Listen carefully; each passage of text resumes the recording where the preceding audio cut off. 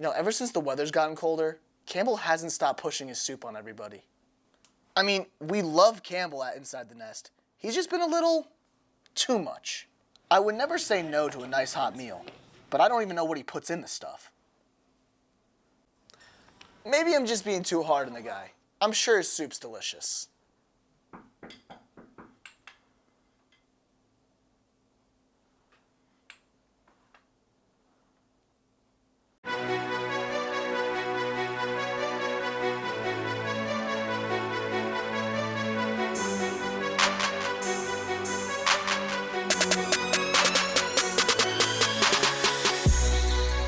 Welcome to another edition of Inside the Nest. I'm Campbell Diamond alongside Amir Williams, and it's the last episode of the fall semester.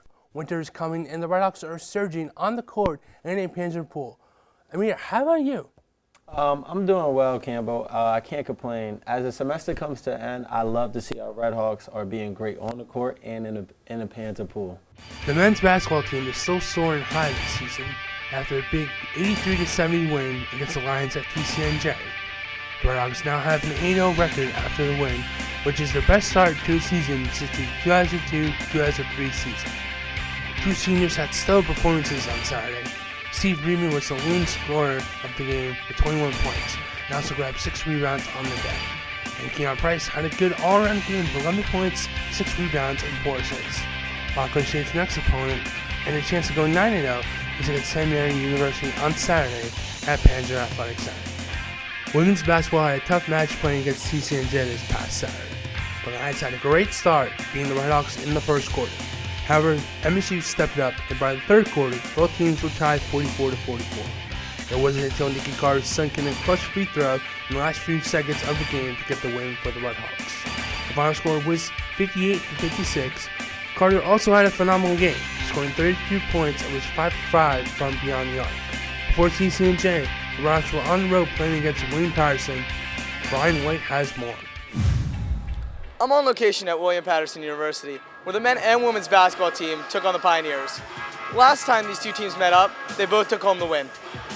The women started off strong, posting a 20-17 lead at half, and looked strong to start the third quarter, but fatigue quickly set in as the Red Hawks made costly mistakes and turnovers that the Pioneers would capitalize on, resulting in a 60-49 loss.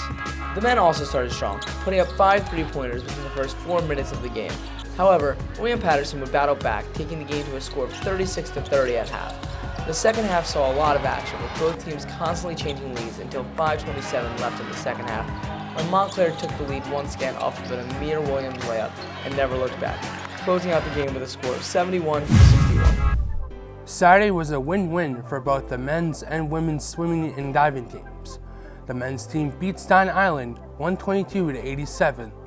The 200 medley relay had the Red Hawks finish in first and second place. Ryan Capps finished third in the 1000 free and first in the 200 free, just beating out fellow teammate Anthony Ferraro. The women took down Staten Island 151-74 and Felician 148-75. The 200 medley relay, first and second place, were taken by the Red Hawks. Kate Cipollette took the win in the 200 free and the 500 freestyle. The Red Hawks close out the 2022 year and will be back in the pool for 2023, where they will host FDU Forum on January 17th. The old saying goes, they beat us in all 3 phases of the game. The last phase, special teams, goes unnoticed in the sport of football. Michael Fitzpatrick and Andrew Meyerson are the main kickers for the MSU football team, and our own Matt Boucher and Catherine Pace had a little competition on their hands. I'm Matt Boucher, that's Catherine Pace, and we're here with some Montclair State football players. Andrew, Mike, how are you guys doing? Good, how are you? We're good. We're going to do some kicking today. We're going to take some kicks from the 10, the 15, the 20, a little 2v2, a little Red Hawks Sports Network versus MSU football. See who wins. I got money on Catherine tonight. That is a bold statement. We'll see what happens. Attaboy. We'll take that. Let's go. There we go. Get up. Oh. Get it. Get it.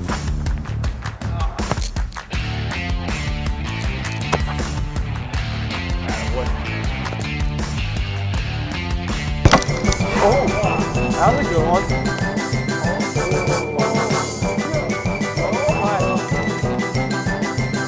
it. Oh. Oh. Oh.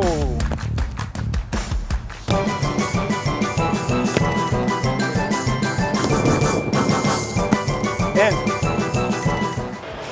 So I think looking at the final score, you guys probably won. Maybe.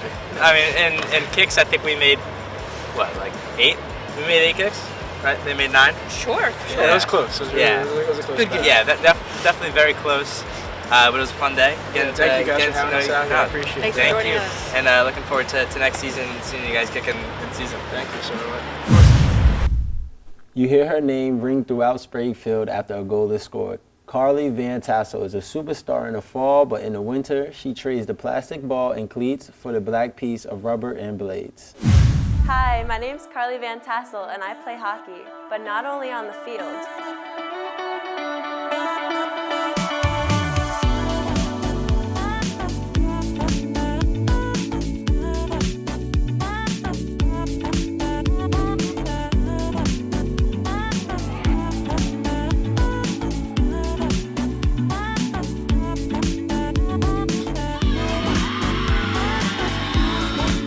I play left wing on the women's field hockey team here at Montclair, and in the winter I play forward on the women's ice hockey team. I started playing ice hockey when I was 7 and then transitioned to field hockey during 8th grade. One of the major things going into field hockey is a lot of the physical aspects that were very difficult and not a lot of options for women ice hockey players. So a big thing was being able to find a sport that was similar but that I could do with anybody. When I was looking for colleges, this was a big decision too. I either wanted to play ice hockey or field hockey, and when I looked, there were so many more options for field hockey that it was just a no-brainer to stick with the sport and keep working at it and to use the skills from ice hockey to translate.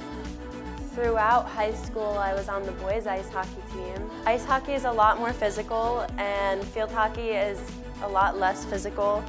I had a hard time adjusting to that in the beginning. I had to learn how to use my body in a more efficient manner instead of, hitting people and running into people. Having the experience of playing with the men on the ice hockey team in high school was something that helped me grow and to be a stronger player and to know how to protect myself and how to move certain ways. One of my favorite moments from this field hockey season was scoring against Rowan, which is a very good team, and I was very proud of that, bringing the ball up the field and putting it in the net. Since my coach is watching this, I can't say that I'll pick one over the other.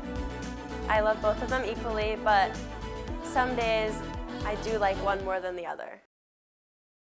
While the head coaches here at Montclair State garner all the attention, we take a look at the coaches who normally don't get the spotlight.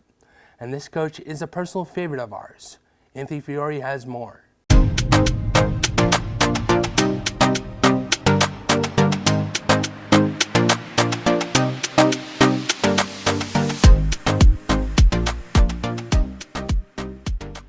Thanks guys, and welcome back to another edition of Flying with Redhawks. I'm Anthony Fiore alongside Coach Mike Palazzi. Thank you so much, Coach, for letting us be here with you today. And are you ready to walk and talk? Yeah, absolutely. All right. So first question, this is your second year at Montclair State. What have you learned specifically while coaching here? I learned a lot about the college side of athletics. This is my first position being in college athletics, so it's really new to me to learn about the different rules and stuff with NCAA. And I feel like I'm getting comfortable with that now. I'd also say I coach at the high school level, so it's a little different. At the high school level, they're looking for a little bit more guidance as players and exactly what to do in a situation and on and off the court. And I think at the college level it's about really coaching them to build habits and allow them to make their own decisions, but using those habits to kind of enforce it.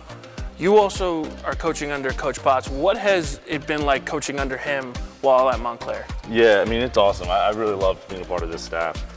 Coach Potts has really taught me a lot about pressure. Obviously the full court press, that's something completely new and not a lot of teams in the country do that. A lot about in-game adjustments. And he also, one of the biggest things with him is he's the same dude every single day. I think as a head coach, you have to be like that. As a coach in general, you have to be like that. And that's one of the biggest things I've really learned from him. Because, I mean, he wakes up every day and works out every single day, the last, like, 2 years. On top of that, he's got 2 younger kids. He's a husband. Like, he wears many hats. So, like, to be the same dude for our guys, his family, regardless of if he got 2 hours of sleep or you know, just getting off sick, just being sick. He's a good role model, you would say. Yeah, 100%. Last question, Coach. You know, this being your second season, is there anything that has surprised you during your time here at Montclair, like compared to, you know, your previous coaching opportunities? I think, obviously, we spoke about it a little bit. What you guys are doing with Red Hawk Sports Network is incredible. The things that you do for our athletes is so different that you don't really see it a lot. I think that's really unique. As a team, I think just seeing that maturity is a little bit different and how to communicate with guys and help guys through off the court and on the court different situations. On an individual basis more often with me rather than addressing the whole team has been really different. Coaching college guys is much different than high school. All right, that's all been the time we have today. Coach, thank you so much for letting us do this. No problem. Thanks. All right. This has been all with Flying Redhawks. I'm Anthony Fiore alongside Coach Mike Palazzi. Back to you guys in the studio. As the semester winds down, we'd like to thank all of you for tuning in each week to see us and the content our producers create. Amir, what is your favorite thing about the semester? I would say I enjoyed everything this semester, but my favorite segment would have to be the volleyball karaoke segment by Matt. Absolutely, for sure. I did like that one too. If you want to see more content like that, be sure to follow us on Instagram and TikTok at RedHawkSN and check out all our shows on our YouTube channel and streaming on Hawk Plus. Before we close out our show, we'll send it over to Justin Goldberg for one last interview where he sits down with, well, you'll see. For Mill Williams and everyone here on Inside the Nest, I'm Campbell Dalvin. Happy holidays. Hi, my name is Justin Goldberg. I am a top journalist. I'm here at Montclair State University to interview Justin Goldberg for the Red Hawk Sports Network. So, Justin, do you think you'll come back next season? Please, come on, respect me. I feel like you don't respect me. So, this year when you played TC&J, the score was 7-3. Do you think that the defense kind of let down a little bit? What's your thoughts on that game? Come on, it's always the same with these stupid questions. Of course not. So, your freshman year, you scored 6 goals. Ever since that, you haven't had as many goals in any season. You want to talk a little bit about that? Come on, you fool, I'm a defender. I don't need to score the goals. I just stop the attack. So, do you think if someone's coming down the line and it's a 1v1 situation, would you rather you or Ian Chesney to be the one defending? Oh, for sure, man. I'd definitely be that one in the 1v1 defense. And if we're talking about better reporters, come on. So, Justin, you still haven't answered. Are you going to come back next season? All right, enough with these questions, man. You still don't respect me. Justin Goldberg for the Red Hawk Sports Network. Signing off.